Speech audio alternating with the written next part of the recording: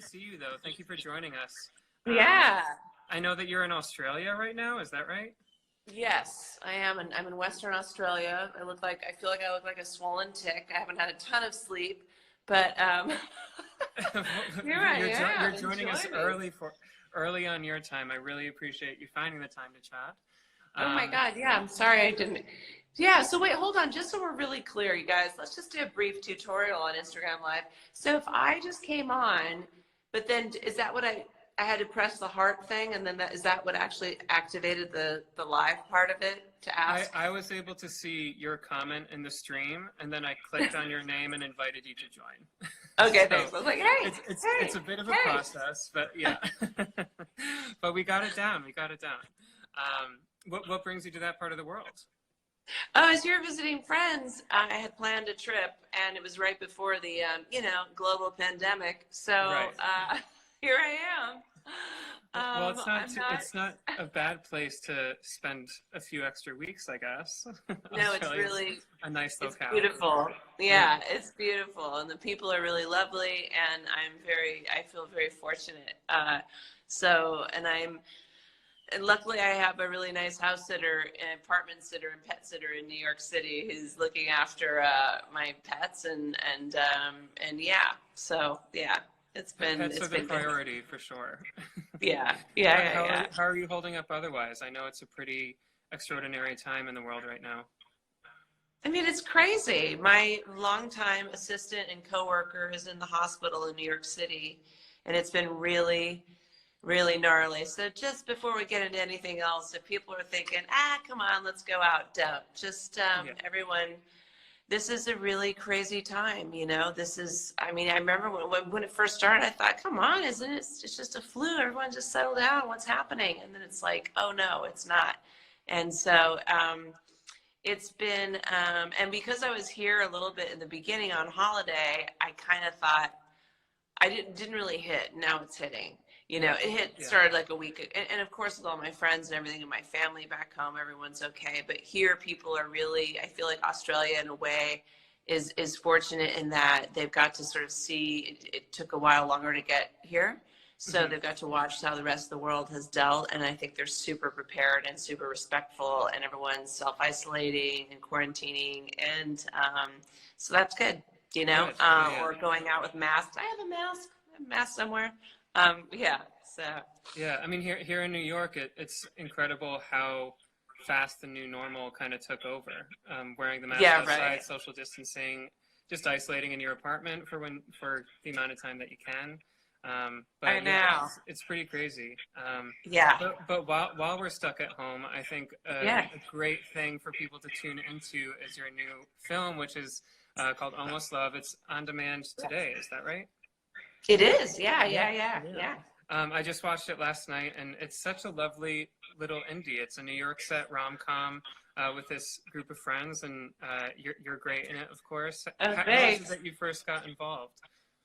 Well, I've known Mike Doyle, who wrote and directed it, for a number of years. We've known each other socially and sort of always passed through each other's lives. And then the part became available, and he asked if I wanted to do it. And I loved the writing, and I loved the role.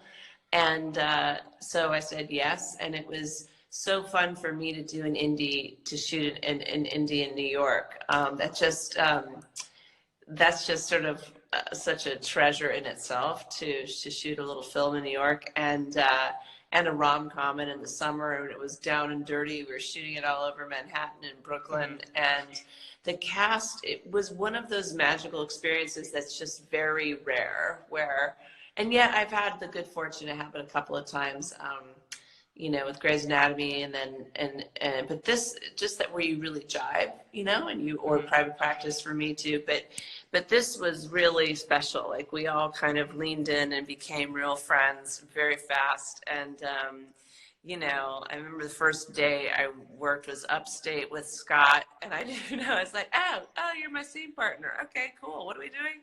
And it was that scene where, it was the scene where we're up in the cabin clearing stuff out. And it was really, we just, yeah, you're like, all right, we've been besties for, decades, so let's go. Yeah. And we just, yeah, we really all, I think, enjoyed each other truly. And we're all still friends. I mean, there's still a text and email chains going. And so it was really delightful. And then to see, I mean, Michelle Bateau is so delightful. I mean, Scott, Augie, everyone, Zoe. I mean, they're all. I'm just kind of always blown away when I look at it and see how good the performances are. So, and it's such a beautiful story. I don't know. I'm really thrilled to be a part of it. Yeah, yeah, and you want that kind of rapport with your cast, especially as you say you're getting down and dirty. It's an indie film. You're kind of in the streets of New York, just making it work. So you all have to kind of be all hands on deck for sure. Yeah, you have to be in it for the right reasons. We're not there for the trailers or craft service. Exactly. Although craft service was really good. Mike Doyle talks about this, and we got an amazing craft service. It was somehow, she was a magical unicorn who brought us delightful things for no budget. But it was fun to shoot, and it was sweltering, and like, oh my gosh, just waiting for the trains to go, waiting for street parties to end.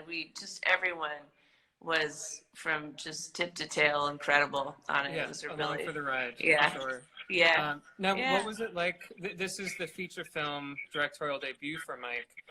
Yeah. And you mentioned that you knew him personally beforehand or socially beforehand, but what was it like working with him, just given that he naturally speaks in actor's language? Was that a gift for you on the other side of the camera? Yeah, it was delightful. And he had that real magical quality of, being, this was his first feature. He'd made a short film that did very well in Tribeca years ago. And so, but he had that really special, very difficult to come by quality of a first-time director. He didn't feel like a first-time director, meaning he felt very easy on set, and he had command of the set. He was incredible to work with as an actor because he could speak, actor. And yet, so he had a vision, but he was still super open to letting us be us and kind of knew how to, and that's no small feat, especially when you have an ensemble cast and everybody works in different ways. You've got lots of different personalities, and some people want to improv and add, and other people are like, oh no, I need to rehearse and it has to be. So it's really, that's always, it's a real gift and skill, and he was incredible. I remember being very impressed, like, wow, he's really, and that's what you want. You want a benevolent leader. Certainly. But like, yeah, so yeah. I am curious. I mean, just looking at the Instagram comments coming up here, we have a lot of fans of Grey's Anatomy, a lot of fans of the Umbrella Academy, and you are part of these larger projects. Where does something like Almost Love fall in terms of just having kind of it seems more of a passion project? But is it important for you to like pepper indie films and independent projects into your resume? Yeah, I think that's one of the reasons. I mean, look, I'm so forever grateful for Grey's and Private Practice. And I mean, in 800 ways I could go on about how grateful I am for Shondaland. But also I grew up doing theater. It was very important for me to do just different kinds of stuff, and you want to play as an actor, you want to play as many roles as you can, or I do, and different genres as you can. And so indies are very important. It's so important now too, where we're in this crazy time where everything's digital now, but because of the internet, we've really been able to nurture newer storytellers and filmmakers. So you get more and more stories and more people reflected their experience out there in the world, and that's, I think, really critical and essential to support indie filmmaking. Just the way, similarly but completely different, about theater. Theater is critical, and it has to be seen, and we have to always figure out how to pay actors and make tickets affordable so people can see it, and because it's, I think, essential for all of us culturally, as for actors, but also for audience, for people to be able to see. And like I said, to hear, this is like one of the things I love about Almost Love is that it's really, it's a gay-centered rom-com. And I play like the straight bestie, and that's still kind of new, you know what I mean? Like, to be able to explore that relationship and that dynamic. And so that's really precious. And so yes is the answer. Those films are really important. Yeah. Yeah, definitely. And I love that you mentioned theater. You kind of cut your teeth in the Chicago scene. And Yeah. the last time that you spoke with Backstage was, I believe, 2017 for when you were back off Broadway. Yeah. What role does theater play in your life today? Do you hope to be back on stage anytime soon? Yeah, that's why I moved back to New York, is to continue to do theater. So I'm looking for plays, and someday when when Yeah, the when they're city's back back open. awake. Yeah. Yeah. So that's definitely on my list. That's what I want. And yeah, 3 years feels too long, but it's, you want to do the right thing. And I loved working with doing new pieces. And so I've been talking with a few different playwrights. So we'll figure something out for sure. Exciting. We'll keep our ear to the ground for it then. Yeah. Yeah. And what else are you working on now? I see here you have the independent film, another one coming up sometime other than now.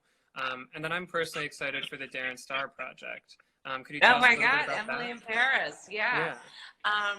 That's exciting. I think before the global pandemic, BGP, BC, before Corona, as my friends say, Darren Star was a delight to work with. So they just had sold it. I think I'm not sure where it's going to be, on Netflix or what, but it was so fun to shoot that. My friend Andy Fleming is the directing producer on that show. And it's, Lily Collins and Parker, and it was delightful. I went and got to shoot a show in Paris and hang out. So that rarely happens. That was a first. Yeah. So, and it's so funny and adorable and sexy and witty and cute. And I think it's going to be a big, big hit. And Lily Collins is just a light and delight. And so, yeah, I'm excited for that. I have a film with Liam Neeson and Jai Courtney and Anthony Ramos coming out called Honest Thief. So that comes out in, I think, September. It's still going to. And everything else, there's just a couple of mystery projects in post-production that I can't really talk about right now. And then, that's really it. I'm developing a couple things, television stuff, so we'll see about that. Yeah. And then, I was just going to say, I know that other than acting, you have your hand in several pots. You have your own business. That's true. I am curious, just in terms of this period specifically, how are you staying creatively engaged? Are you finding outlets at all to kind of keep that spark going? Well, I have been, no. No, that would be no. Yeah. I have been so in survival mode, honestly. Well, there were a couple of things that I've been really passionate about. Right before I left for this trip, I'd been on an Antarctic expedition with Nat Geo and Lindblad Cruises. So I've been really passionate about, climate change. I'm like, where did climate change go? It's like it got totally upstaged by the global pandemic. But it kind of goes hand in hand. Right. But I was really interested in working on getting people really aware of zeroing out carbon footprints, and particularly with travel. Now we're not traveling, but when we do go back to it, there's there's very easy ways to, wherever you fly, you can, for literally a couple dollars, zero out your trip with planting trees and all sorts of things. So I was really working on that, and kind of just super active in that area. And then since this pandemic's happened, like I said, I was here meant to be traveling on a little vacation anyway. And so it's only been in the last week or so, and now I can't really go back to New York without, there's no flights. And also focusing on my assistant, who has been in real critical condition in the hospital. And thank you. So that's been really my focus, of just sort of like getting from one day to the next, checking in with all my family members. I feel like I'm the only person who hasn't binged. I'm still able to binge anything on TV. I'm the one person who's not watched Tiger King. Is that what it is? That Tiger King? Yeah. Highly recommend it, just for the record. Okay. So I've still been fortunate enough to where I am. I'm right by the coast to be able to take walks and sort of enjoy the scenery. And then I was out in the woods in rural sort of rural Western Australia. So that's sort of what I've been consumed with. So now we'll see. I have some scripts to read, and then I don't know. Yeah. How does one keep saying? I'm open to suggestions. How do you keep creatively plugged in? I mean, I'm reading a lot, and honestly, doing this work with Backstage keeps me busy on the Monday to Friday grind. Otherwise, I am currently fostering a cat through this process, so he's been a nice That's buddy. cool. So we're finding ways to at least stay sane, certainly. Yeah. And I mean, just to hear you talk about it, I feel like it's such a practice in being present and just needing to take it day to day. And that's all you can do. Yeah. Yeah, that's kind of always been my spiritual practice anyway, is sort of a day at a time, and really everything has sort of in my life pivoted so much minute to minute and during this sort of time. So it's been a good thing just to go, okay, here I am, let's see what the day brings. Yeah. And but I have some books that I can start. I just finished one, and so maybe I'll be able to settle down and start another one. Yeah. Well, to hear you say that that's always kind of been your mindset to take it day to day, I'm sure that's helped in terms of your acting career. It's something that can be so up and down. Yeah. Yeah, totally. There have been some actor friends of mine and other people that were like, we've been training for this our whole lives. This is what we do. Like, we're just like, it's helter-skelter. What's going to happen? Am I on a plane now or tomorrow? Or am I not? Am I unemployed? Or what? Yeah, what does it look like? So, yeah, but it's a really interesting, to say the least, interesting time. So, but I'm grateful to be healthy, and like, I think it's an incredible opportunity for all of us to lean into each other and see what happens and love each other. I mean, we're all in this together, so and now more than ever. Yeah. Certainly. Well, I don't want to take too much of your time. I know your day's just starting off. But this has been great to just check in and chat a little bit about Almost Love. Congratulations on the new film. I know it's kind of falling into the world under pretty interesting circumstances. But, I know, but everyone should take this weekend and take the time to watch it. It's so good. It's such a delightful film. I really appreciate your time and patience with me too. Technologically, I'm a little challenged but I also thank you, and I really do. I love this movie. It has such heart, and it's so sweet and funny, and everyone, you'll just feel good. So I encourage everyone to snuggle up or not. Keep it 3-meter distance, or 2 meters, and just like really pretend to snuggle, elbow it out. Right. Do what you got to do. Awesome. Well, have a good rest of your weekend, Kate. Thanks again for your time, and stay healthy. And I'll be keeping your assistant in my thoughts as well. Yeah. Thank you very much. All right. I appreciate you. Okay. Have a good night. Bye-bye. Bye.